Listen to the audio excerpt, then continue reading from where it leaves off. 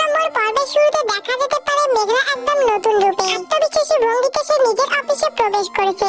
তার চোখে এখন দৃঢ়তা আর মনে এক লক্ষ্য, ন্যায়ভাবে ব্যবসা পরিচালনা করা। অফিসে ঢুকেই মেঘলা দুর্নীতিবাজ কর্মকর্তাদের বিরুদ্ধে কঠোর ব্যবস্থা নিতে শুরু করবে। একে একে তাদের ছাঁটাই করে দেবে এবং সবাইকে সৎভাবে কাজ করার নির্দেশ দেবে। এই কঠিন সময়ে তার পাশে থাকবে তার বিশ্বস্ত ম্যানেজার রমজান সাহেব, যিনি প্রতিটি পদক্ষেপে তাকে সাপোর্ট করবেন। অন্যদিকে অনেক কিছুতেই মেনে নিতে পারছে না মেঘলার এই পরিবর্তন। তার মনে সন্দেহ জন্মাবে কিভাবে মেঘলা এত ক্ষমতাবান হলো। সে মেঘলার বিরুদ্ধে অপবাদ ছড়ানোর চেষ্টা করবে এবং গোপন রহস্য খুঁজতে মরিয়া হয়ে উঠবে। এক পর্যায়ে সে মেঘলার অফিসে গিয়ে তাকে অপমান করতে চাইবে, কিন্তু এবার পরিস্থিতি হবে ভিন্ন। সিকিউরিটি তাকে অপদস্থ করে বের করে দেবে। অনেক যখন বুঝতে পারবে মেঘলার কাছে এখন বিপুল সম্পদ, তখনই শুরু হবে নতুন চাল। কিন্তু মেঘলা এখন আর আগের মতো সহজ সরল নয়।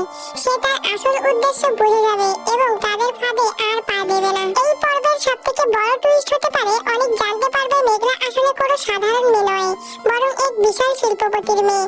এখন প্রশ্ন হলো, এই সত্য জানার পর অনেক কি অনুতপ্ত হবে, নাকি সে নতুন করে ষড়যন্ত্র শুরু করবে মেঘলার সম্পত্তি দখলের জন্য? বন্ধুরা, আপনাদের কি মনে হয় মেঘলা কি পারবে অনেককে তার ভুলের শাস্তি দিতে, নাকি অনেক আবার নতুন করে চক্রান্ত করে মেঘলাকে বিপদে ফেলবে? আপনাদের মতামত কমেন্ট করে জানান। আর ভিডিওটি ভালো লাগলে ভিডিওতে একটি লাইক দিন। আর এমন আপডেট পেতে চ্যানেলটি ভাই কি খাওয়া যায় এখন? সারাদিন তো কাজ করছি, চল এটা আগে একটা ঠান্ডার অর্ডার দেন, ঠান্ডা খাই তারপরে। দুজনে দুইটা ঠান্ডা নেই না? এই ভাই দুইটা ঠান্ডা দিও তো। আচ্ছা ভাইয়া, নিয়ে আসতেছি।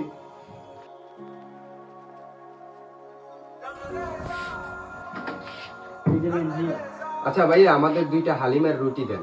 ভাইয়া ওই ওয়েটারকে বলেন। তাহলে আপনি কে ভাইয়া? আমি আপনাদের মতনই এখানে খেতে আসছি। সরি ভাই। সমস্যা নাই ভাইয়া, আমি যতটুকু পারি মানুষকে হেল্প করি।